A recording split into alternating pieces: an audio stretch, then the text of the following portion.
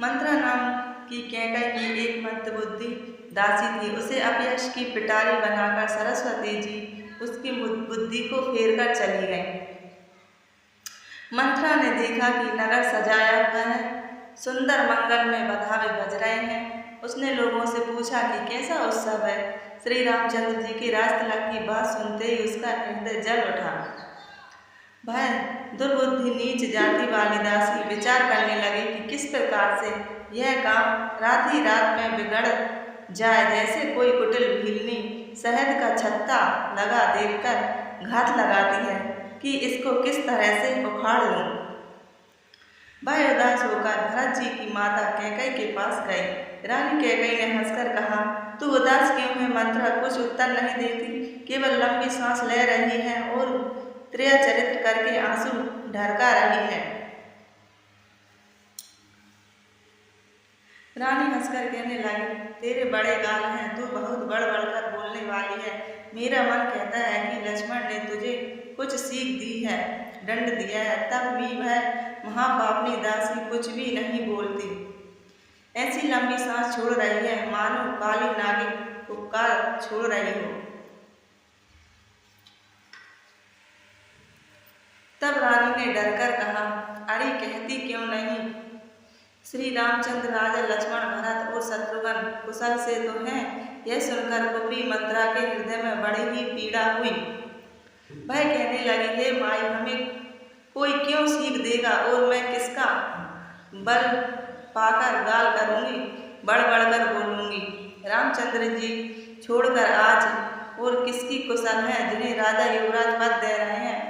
आज कौशल्या विधाता बहुत ही दाहिने अनुकूल हुए हैं, यह देखकर उनके हृदय में गर्व समाता नहीं। तुम स्वयं जाकर सब शोभा क्यों नहीं देख लेती जिसे देखकर मेरे मन में क्षोभ हुआ है। तुम्हारा पुत्र परदेश में है, तुम्हें कुछ सोच नहीं, जानती हो कि स्वामी हमारे वश में है। तुम्हें तो तोषक पलंग पर बड़े बड़े नींद लेना ही बहुत प्यारा लगता है। राजा की कपट भरी चतुराई तुम नहीं देखती। मंत्रा के प्रिय वचन सुनकर किंतु उसको मन की मैली जानकर रानी झुककर डांटकर बोली, बस अब चुप रह, घर फोड़ी कहीं की। जो फिर कभी ऐसा कहा तो तेरी जीभ पकड़कर निकलवा लूंगी।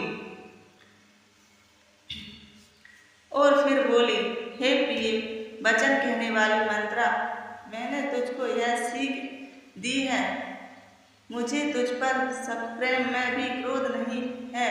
सुंदर मंगलदायक शुभ दिन वही होगा जिस दिन तेरा कहना सत्य होगा, अर्थात श्री राम का राजतिलक होगा। बड़ा भाई स्वामी और छोटा भाई सेवक है, यह सूर्यवंश की सुहावनी रीति ही है। यह सचमुच काल के श्री राम का तिलक है। तो है सकी, तेरे मन को अच्छी लगे वही वस्तु मांग ले, मैं दूंगी। राम को सहज स्वभाव से सब माता कौशल्या के समान ही प्यारी है। मुझ पर तो वे विशेष प्रेम करते हैं। मैंने उनकी प्रीति की परीक्षा करके देख ली है। जो विधाता कृपा करके जन्म दे दे तो श्री रामचंद्र पुत्र और सीता बहू हो। श्री राम मुझे प्राणों से भी अधिक प्रिय है। उनके तिलक से तुझे क्षोभ कैसा? तुझे भरत की सौगंध है, छल कपट छोड़कर सच सच कह, तू हर्ष के समय विषाद कर रही है। मुझे इसका कारण सुना। मंत्रा ने कहा, सारी आशाएं तो एक ही बार कहने में पूरी हो गई। अब तो दूसरी जीभ लगाकर कुछ कहूंगी। मेरा अभागा कपाल तो फोड़ने ही योग्य है। जो अच्छी बात कहने पर भी आपको दुख होता है, जो झूठी सच्ची बातें बनाकर कहते हैं, हे भाई हे माई, वे ही तुझे प्रिय है और मैं कड़वी लगती हूँ। अब मैं भी ठकुर रसू भाती मुँह देखी कहाँ करूँगी, नहीं तो दिन रात चुप रहूँगी। विधाता ने कुरूप बनाकर मुझे परवश कर दिया, दूसरे को क्या दोष? जो बोया सो काटती हूँ, दिया सो पाती हूँ। कोई भी राजा हो, हमारी क्या हानि है? दासी बोली। दासी छोड़कर अब मैं रानी होंगी।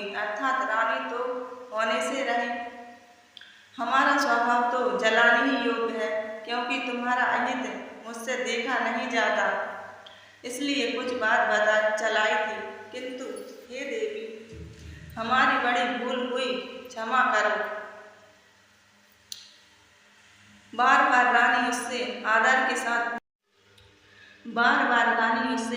साथ पूछ रही है, मानो भीलनी के गाने से हिरनी मोहित हो गई हो। जैसी भाभी होनार है वैसी ही बुद्धि भी फिर गई। दासी अपना दाव लगा जानकर हर्षित हुई। तुम पूछती हो किंतु मैं कहते डरती हूँ, क्योंकि तुमने पहले ही मेरा नाम घर पूरी रख दिया है। बहुत तरह से गढ़ छोलकर खूब विश्वास जमाकर तब वह अयोध्या की 7.5 सने की 7 वर्ष की दशा रूपी मंत्रा बोली, हे रानी, तुमने जो कहा कि मुझे सीता राम प्रिय है और राम को प्रिय हो, सो यह बात सच्ची है, परंतु यह बात पहले थी। वे दिन अब बीत गए। समय फिर जाने पर मित्र भी शत्रु हो जाते हैं। सूर्य कमल के कुल का पालन करने वाला है, पर बिना जल के वही सूर्य उनको जलाकर भस्म कर देता है। सोत कौशल्या तुम्हारी जड़ उखाड़ना चाहती है, अतः उपाय रूपी श्रेष्ठ बाण लगाकर उसे रूध दो। राम की माता बड़ी चतुर और गंभीर है, उसने मौका पाकर अपनी बात बना ली है। राजा को भरत को ननिहाल भेज दिया, उसमें आप बस राम की माता की ही सलाह समझिए। कौशल्या समझती है कि और सब सौते तो मेरी अच्छी तरह सेवा करती हैं। एक भरत की माँ पति के बल पर गर्वित रहती है। इसी से हे माई कौशल्या को तुम बहुत ही साल खटक रही हो, किंतु वह कपट करने में चतुर है, अतः उसके हृदय का भाव जानने में नहीं आता है। राजा का तुम पर विशेष प्रेम है। कौशल्या सौत के स्वभाव से उसे देख नहीं सकती, इसलिए उसने जाल रचाकर राजा को अपने बस में करके राजा ने राम के राजतिलक के लिए लग्न निश्चय करा लिया। राम को तिलक हो यह बोल के उचित ही है, और यह बात सभी को सुहाती है और मुझे तो बहुत ही अच्छी लगती है, परंतु मुझे तो आगे की बात विचार कर डर लगता है। देव उलटकर इसका फल उसी को दे दे। इस तरह करोड़ों कुटिलपन की बातें गढ़ छोड़कर मंत्रा कैकई को उल्टा सीधा समझा दिया, और सैकड़ों सोतों की कहानियां इस प्रकार कहीं जिस प्रकार विरोध बढ़े। होनार बस कैकई के मन में विश्वास हो गया। रानी फिर सौगंध दिलाकर पूछने लगी, क्या पूछती हो? अरे तुमने अब भी नहीं समझा? अपने भले बुरे को पशु भी पहचान लेते हैं। पूरा पखवाड़ा बीत गया, सामान सस्ते, और तुमने खबर पाई है आज मुझसे मैं तुम्हारे राज में खाती पहनती हूँ, इसलिए सच कहने में मुझे कोई दोष नहीं है। यदि मैं कुछ बनाकर झूठ कहती होंगी तो विधाता मुझे दंड देगा। यदि कल राम को राजतिलक हो गया तो तुम्हारे लिए विधाता ने विपत्ति का बीज बो दिया। मैं यह बात लकीर खींचकर बलपूर्वक कहती हूँ, हे भावनी, तुम जो अब दूध की मक्खी हो गई,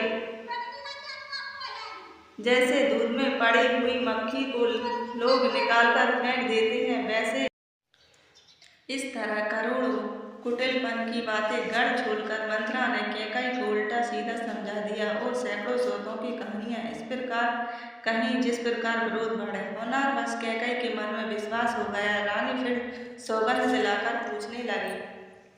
मंत्रा बोली, क्या पूछती हो? अरे तुमने अब भी नहीं समझा? अपने भले बुरे को तो पशु भी पहचान लेते हैं। कैकई मंत्रा की कड़वी बातें सुनते ही डरकर सूख गए, कुछ बोल ना सकती। शरीर में पसीना आया और भय केले की तरह कांपने लगी। तब कुबरी मंत्रा ने अपनी जीभ दांतों तले दबाई।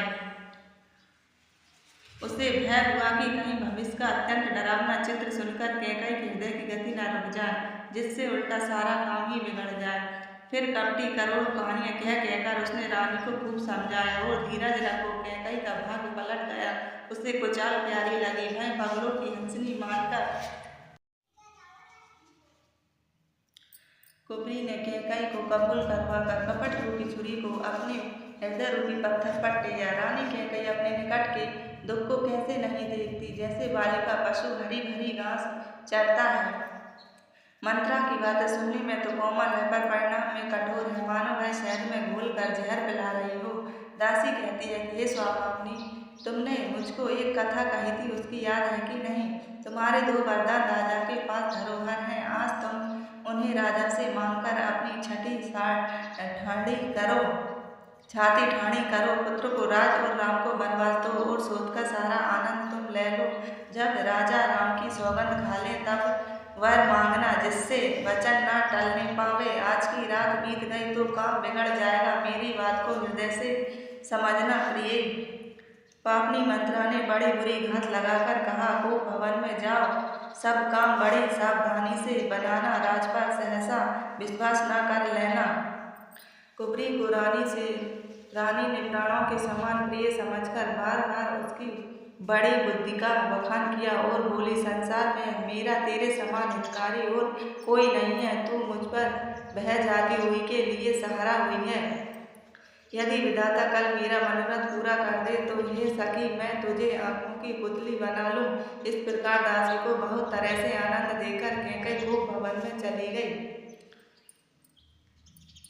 कैकई गोप का सब सास सजाकर सास हुई सह करती हुई अपनी दुष्ट बुद्धि नष्ट हो गई। राजमहल में नगर में धूमधाम मच रही थी। बड़े आनंदित होकर नगर के सब स्त्री पुरुष शुभ मंगलचार के साथ सज रहे हैं। कोई भीतर जाता, कोई बाहर जाता। राजद्वार में बड़ी भीड़ हो रही है।